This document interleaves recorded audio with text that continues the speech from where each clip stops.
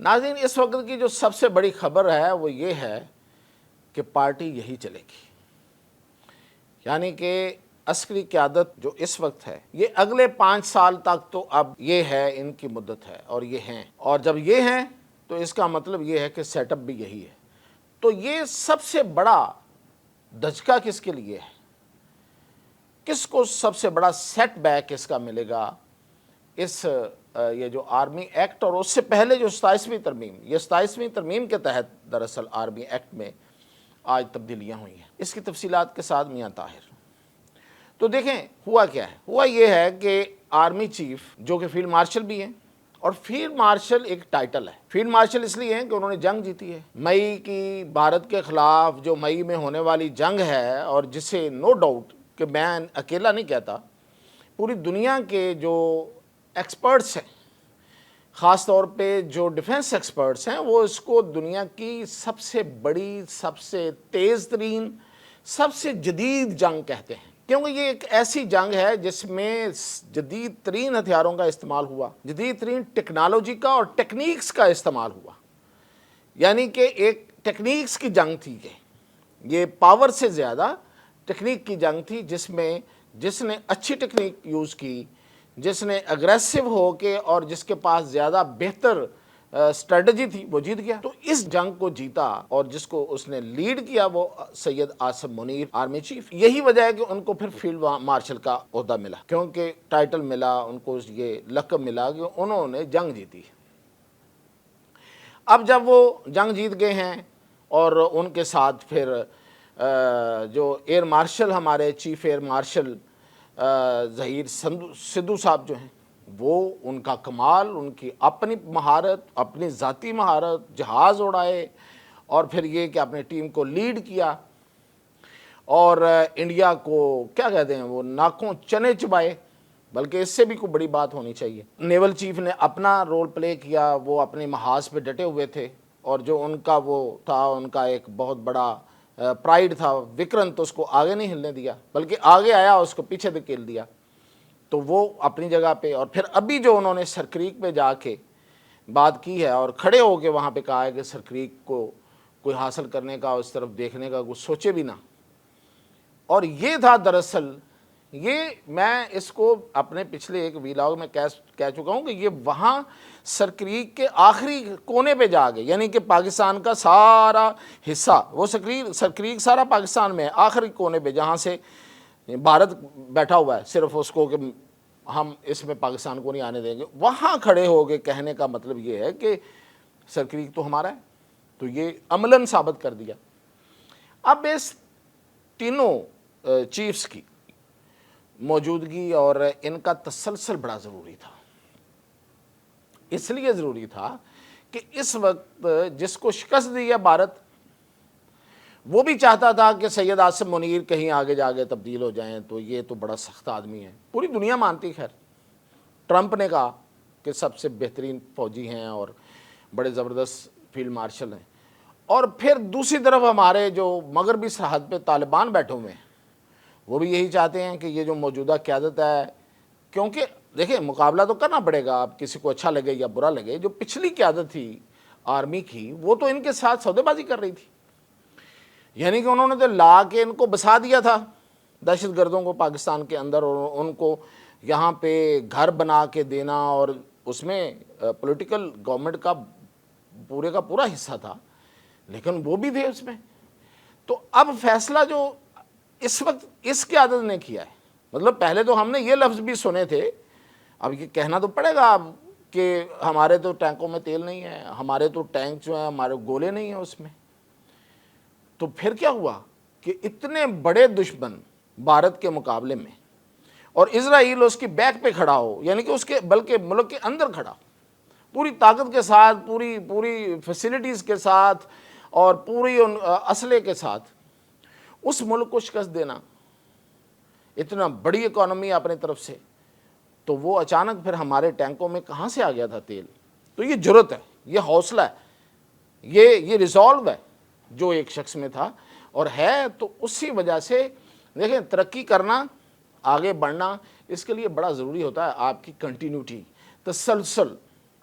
تو جو آپ کی تسلسل، آپ کا تسلسل جو ہے وہ اپنی پالیسیز کا ہوتا ہے، اس کے پیچھے لوگ ہوتے ہیں،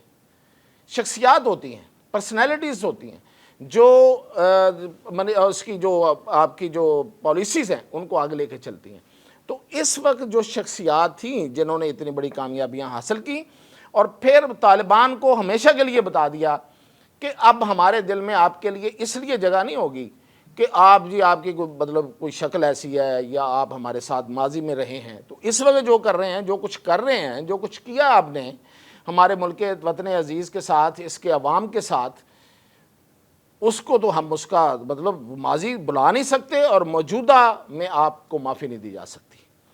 تو یہ فیصلہ کرنے والی قیادت جو تھی، اس کا کنٹینیو کرنا، یہ سب سے بڑا سیٹ بیک، پولیٹیکل کو چھوڑ دیں، پاکستان کے اندر سیاسی معاملات کسی کو اچھا لگے کوئی نہ لگے، یہ ہوتا رہتا ہے۔ آج کسی کو اچھے نہیں لگ رہے، کل کو ہو سکتا ہے اچھے لگیں۔ ان کی ان پالیسیز کی وجہ سے جو کامیابیاں آئیں، جو اس کی جو ہمارے ملک میں بہتری آ جائے گی، تو بہت سے لوگ ایسے جو آج کچھ کہہ رہے ہیں، جو آج کچھ تنقید کر رہے ہیں، وہ کل کو اچھا سمجھنا شروع ہو جائیں گے۔ لیکن ہیں تو وہ پاکستانی، محب وطن پاکستانی ہیں، اختلاف کرنا، رائے اور اختلاف رائے رکھنا ان کا حق ہے، اور یہی جمہوریت اور جمہوریت ہے۔ تو اس لیے یہاں کا ایشو نہیں ہے۔ تو سب سے بڑا سیٹ بیک جو ہے وہ ان اپوائنٹمنٹس کا، اور خاص طور پہ ان کے تسلسل کا، کہ آرمی چیف جو ہیں موجودہ، وہ اب چیف آف ڈیفنس فورسز ہوں گے، اور وہ کم از کم اگر کل نوٹیفیکیشن ہوتا ہے تو کل کی تاریخ 2030 کو دیکھ لیں، یعنی کہ 5 سال، 31 ہی ہو گیا، 1 مہینے کا فرق رہ جائے گا، تو وہاں تک یہ آرمی چیف ہیں، بلکہ چیف آف ڈیفنس فورسز ہیں۔ اب ان کے عہدے کی نوعیت بھی بدل گئی ہے، اور فیلڈ مارشل تو وہ ہیں ہی، اور وہ رہیں گے، اور وہ تاحیات رہیں گے۔ اور پھر بعد میں اگر ان کی مدت مکمل ہوتی ہے اور حکومت، اور وہ ریٹائر ہونا چاہتے ہیں، اگر حکومت اس میں ایکسٹینشن دینا چاہے تو اس کا آپشن بھی موجود ہے، یعنی کہ اگلے مزید 5 سال، تو وہ آپ چلے جائیں، پھر 35-36 بنتا ہے جا کے، 2036۔ اور اگر وہ ریٹائر ہونا چاہیں تو گورنمنٹ ان کو اپنے ساتھ کسی عہدے پہ ایڈوائزر کے طور پہ بھی رکھ سکتی ہے۔ اور باقی جو ان کو جو امیونٹی ملی ہے وہ تو ہے کہ ان کے اپنے جو ان کا عہدہ ہے اس کے حوالے سے جو انہوں نے فیصلے کیے ہیں، اس پہ کوئی عدالت ان سے کوئی پوچھ گچھ نہیں کر سکتی۔ تو یہ تو ویسے بھی آرمڈ فورسز کے لوگوں کو امیونٹی یہ ہوتی ہے کہ وہ بطور سولجر جو کام کرتے یا فیصلے کرتے ہیں، ان پر امیونٹی ہوتی ہے، بڑی اچنبے کی بات نہیں ہے۔ اسی طرح سدھو صاحب جو ہیں، ظہیر احمد سدھو، وہ بھی 5 سال تک، اور اسی طرح نیول چیف وہ بھی 5 سال تک آگے، یعنی کہ 31 تک آپ سادہ حساب دیکھ لیں، وہاں تک یہ ہیں۔ اور یہ سیٹ بیک ہے سب سے زیادہ انڈیا کے لیے، اور ان کے لیے، طالبان کے لیے۔ اور پھر یہ کہ ان کے نیچے جو نیشنل کمانڈ ہوگی، وہ ہوگی جو دراصل ہمارے جو اسٹریٹجک اثاثے، ایٹم اور باقی جو ان کی جو سربراہی کرے گی، وہ بھی ان کے نیچے ہوگی، اس کی اپائنٹمنٹ ان کی ریکمنڈیشن پہ ہوگی۔ اور پھر یہ کہ ڈپٹی آرمی چیف بھی لگ سکتا ہے، وائس آرمی چیف اس کو کہہ لیں، ڈپٹی آرمی چیف کہہ لیں، وہ بھی ان کی ریکمنڈیشن پہ، عاصم منیر صاحب کی ریکمنڈیشن پہ لگے گا۔ تو دراصل اس میں جو خبر ہے، جو اس وقت جو ان لوگوں کے لیے جن کو بڑا دھچکا ہے، وہ میں نے آپ کو بتا دیا ہے۔ باقی اس پہ بحث پہلے بھی ہوتی رہی ہے، اب بھی ہوتی رہے گی، اور بہت سے لوگ اس پہ باتیں کریں گے، وہ خیر ہے، وہ کرتے رہیں، لیکن جن کو تکلیف ہے اس کا میں نے ذکر آپ کو بتا دیا ہے۔ اور یہ کنٹینیوٹی بڑی ضروری ہے، کنٹینیوٹی سے ہی قومیں ترقی کرتی ہیں۔ یہ نہیں ہونا چاہیے کہ 3 سال بعد نیا بندہ آئے، نئی پالیسی لے آئے۔ یہ ماضی میں ہوا ہے، ایون جو سب سے آرگنائزڈ انسٹیٹیوشن ہے، ادارہ ہے، فوج، اس میں ہوا ہے کہ جیسے پچھلے میں نے ذکر کر دیا کہ طالبان کے حوالے سے کیا فیصلہ تھا۔ اور پھر ایک جنرل صاحب نے تو پچھلے دنوں جو اس سیٹ اپ میں موجود تھے، جنرل یاسین ملک، انہوں نے تو یہ تک بھی بتایا کہ 2019 میں جب انڈیا نے اٹیک کیا تو اس وقت کے جو آرمی چیف تھے، وہ باجوہ تھے، نام لے لیتے ہیں، تو وہ نہیں چاہ رہے تھے جواب دینا۔